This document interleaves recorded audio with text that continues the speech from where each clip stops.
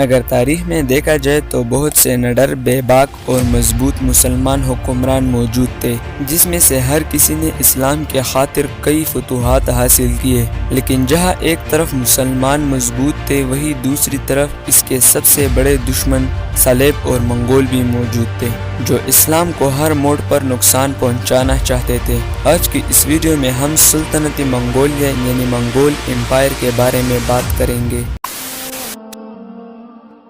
خوف، دہشت اور خون خرابے کا دوسرا نام منگول۔ سلطنت منگولیہ کی بنیاد چنگیز خان نے رکھی، جس کا اصل نام تموجن تھا، جو دریائے آنان کے قریب ایک منگول خانہ بدوش قبیلے میں 1162 میں پیدا ہوا۔ چنگیز خان کا باپ یسوخی بہادر تھا، جس کا تعلق برجگین خاندان سے تھا۔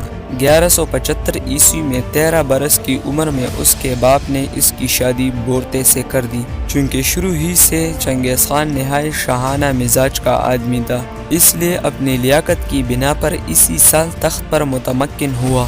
جب 1175 کو جب وہ اپنے قبیلے کا سردار بنا تو دیگر قبائل سے اس کی چپکلش شروع ہوئی۔ اس نے تمام منگول قبائل کو اپنے زیر اثر کرنے کی بھرپور کوشش کی، کیونکہ اس وقت منگولیہ پر کئی قبائل کی حکومت تھی۔ پھر صورتحال کا جائزہ لینے کے بعد اس نے سب سرداروں کو اکٹھا کیا اور مل کر دیگر علاقوں کو فتح کرنے کا منصوبہ پیش کیا۔ اس مشورے کے بعد وہ بہت مقبول ہو گیا اور دیگر سب سرداروں نے اسے متفقہ طور پر اپنا سردار تسلیم کر لیا، اور متفقہ طور پر دریائے آنان کے قریب ایک مجلس میں اسے چنگیز خان کا خطاب بھی دیا گیا۔ چنگیز خان نے باقاعدہ طور پر منگول سلطنت کو ایک مضبوط سلطنت کے طور پر متعارف کروایا۔ منگول سلطنت کی فوج کی تنظیم نو کے ساتھ ساتھ دیگر اداروں کو بھی مضبوط بنیادوں پر کھڑا کیا۔ اس نے فوج کی تنظیم کے جو اصول مقرر کیے وہ صدیوں تک فوجی ماہروں کے لیے مشعل راہ کا کام دیتے رہے۔ چنگیز خان نے چین کو 2 دفعہ تاراج کیا اور 1214 میں 2 چینی ریاستوں ہیا اور کن پر قبضہ کر لیا۔ 1219 میں اس کے چند سفیر جو مختلف ممالک میں بھیجے گئے تھے قتل ہو گئے۔ اس واقعہ نے اس کو تسخیر عالم پر ابھرا اور وہ دنیا کو فتح کرنے کے ارادے سے نکل کھڑا ہوا۔ اسی سال اس نے شمالی چین اور افغان سرحد کے کئی علاقے فتح کیے، بخارا اور مرو کے علاقوں کو لوٹا اور ہارات پر قبضہ کر لیا۔ اس کے بعد ترکی اور جنوب مشرقی روس اور شمالی ہند تک یلغار کی۔ 1227 میں چین پر تیسرے حملے کے دوران اس کا انتقال ہو گیا۔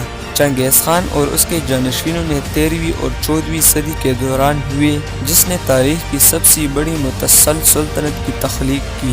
منگول سلطنت 1206 سے لے کر 1368 تک قائم رہی، جس نے 1300 تک یوریشیا کے بڑے حصوں کو کور کیا۔ مورخین منگول تباہی کو تاریخ کی مہلک ترین قسطوں میں سے ایک سمجھتے ہیں۔ منگول سلطنت 13ویں صدی کے دوران پورے ایشیا میں فتح یاب مہموں کے ایک سلسلے کے ذریعے تیار ہوئی، جو 1240 کی دہائی تک مشرقی یورپ تک پہنچی۔ بعد میں آنے والی سمندر کی سلطنتوں جیسے کہ یورپی نو آبادیاتی طاقتوں کے برعکس منگول سلطنت ایک زمینی طاقت تھی، جسے گھاس چرانے والے منگول گھڑ سوار فوج اور مویشیوں نے ایندھن دیا تھا۔ اس طرح زیادہ تر منگول فتوحات گرم موسموں میں ہوئی، جب ان کے ریوڑ کے لیے کافی چرنے تھے۔ منگولوں کا عروج 1211 سے 1225 تک 15 سال کے گیلے اور گرم موسمی حالات سے پہلے تھا، جس نے گھوڑوں کی افزائش کے لیے سازگار حالات کی اجازت دی، جس نے ان کی توسیع میں بہت مدد کی۔ منگول سلطنت 1260 میں بکھرنا شروع ہوئی۔ منگولوں اور مشرقی یورپی پالیسیوں کے درمیان تنازع صدیوں تک جاری رہا۔ منگولوں نے یوان خاندان کے تحت 14ویں صدی تک چین پر حکمرانی جاری رکھی، جبکہ فارس میں منگول کی حکمرانی 15ویں صدی تک تیمور سلطنت کے تحت برقرار رہی۔ اس طرح ہندوستان میں بعد میں مغل سلطنت 19ویں صدی تک جاری رہی۔ منگولوں کو خوف اور دہشت کا نام اس لیے دیا گیا ہے کیونکہ اس کے راستے میں ہر آنے والے انسان اور جانور کو انہوں نے قتل کیا۔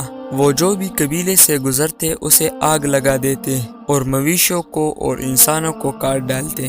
منگولوں کو خون بہانے میں مزہ آتا تھا۔ مورخین کے مطابق منگولوں نے اپنے زمانے میں دنیا کی 10% کے انسانوں کو قتل کیا تھا۔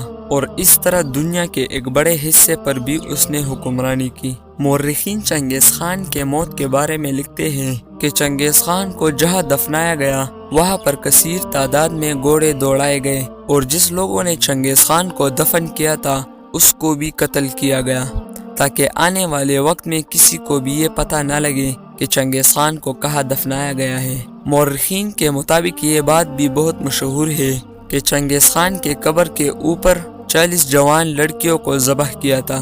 امید ہے کہ آج کی منگول امپائر کی مختصر سی تاریخ آپ کو پسند آئی ہوگی۔ مزید ہسٹری کے ویڈیوز جاننے کے لیے ہمارے چینل کو سبسکرائب کیجیے۔